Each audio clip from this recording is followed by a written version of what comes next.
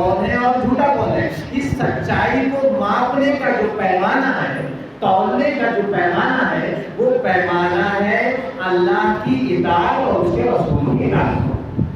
علماء کرام نے سمجھانے کی کوشش کی. اور میں تو یہ سمجھ رہا تھا کہ مجھے ضرورت نہیں اس انداز کا الحمدللہ اللہ کہتے اور ان کے اخلاص میں محمد کی برکت ہے. مجھے لگ رہا تھا کہ اب میری ضرورت نہیں سمجھانے. اس پیارے اور خوبصورت انداز میں ہمارے بھائیوں نے آپ کے سامنے بات کری. تو اتباع کیا ہے؟ آپ کے ایمان پہ آپ ڈٹے ہوئے ہیں کہ نہیں، اس کی پہچان، اس کی فرق یہ ہے کہ آپ اللہ کے مطیع ہیں کہ نہیں اور اس کے رسول کے فرمانبردار ہیں کہ نہیں.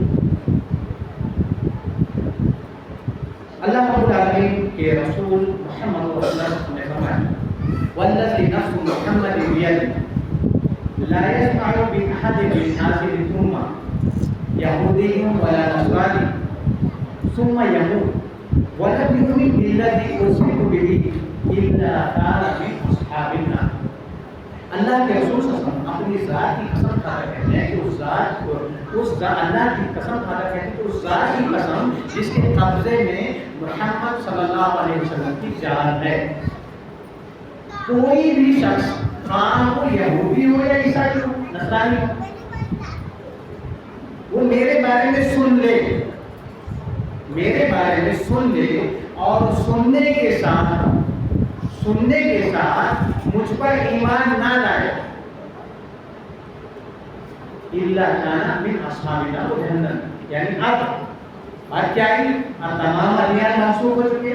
محمد رسول اللہ صلی اللہ علیہ وسلم کی بعثت کے بعد، آپ کے آ جانے کے بعد، آپ کے نبوت کا اعلان کر دینے کے بعد اب کوئی یہ کہے کہ ہم پچھلے دین میں اگرچہ ہم توحید پر ہیں لیکن ہم محمد رسول اللہ صلی اللہ علیہ وسلم کی رسالت کو نہیں مانیں گے، آپ پر ایمان نہیں لائیں گے اور آپ کی اتباع نہیں کریں گے، تو پھر اس کا معاملہ یہ ہے کہ وہ جہنم ہی اس کا ٹھکانہ ہے. اس کے لیے مجبوری یہ ہے کہ اب کیونکہ اللہ پر ایمان کا تقاضا یہ ہے کہ اس کے رسول پر ایمان لایا جائے اور اس کے رسول پر ایمان کا تقاضا یہ ہے کہ اب اللہ کے رسول کے ذریعے جو اللہ کے احکام یا خود محمد رسول اللہ صلی اللہ علیہ وسلم کے احکام سنت اور احادیث کی شکل میں، آپ کے احکام کی شکل میں جو باتیں آپ تک پہنچائے گئے ان کی اتباع آپ پر لازم ہے.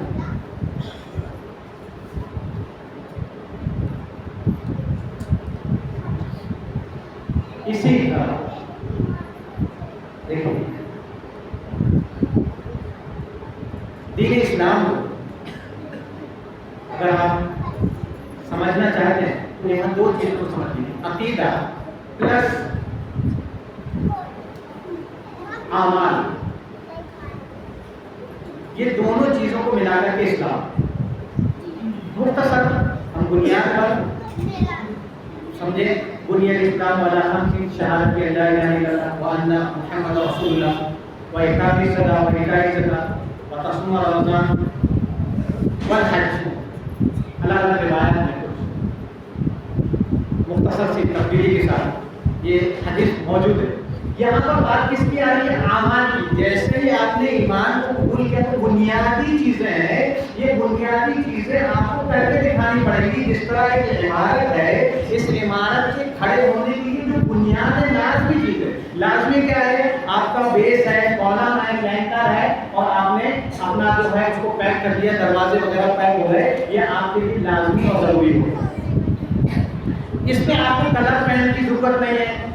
پکے فرش کی آپ کی ضرورت پوری ہو رہی ہے، بنیاد ہے. آپ کے پاس سر چھپانے کی جگہ، ٹھنڈ سے، گرمی سے، بارش سے آپ اپنے آپ کو بچا رہے ہیں. تو یہ جو بنیادی چیزیں ہیں یہ عمل آپ کے لیے اسی طرح لازم اور ضروری ہے ایمان لانے کے بعد آپ کے ایمان کو بچانے کے لیے. اب اس سے جو زائد ہے، اس کے بعد جو ہے اس میں کیا معاملات آتے ہیں کہ پھر جتنا زیادہ آپ اس کو حسین کرنا چاہتے ہیں آپ اتنا کام کرتے جائیے، اتنا اہتمام کرتے جائیے.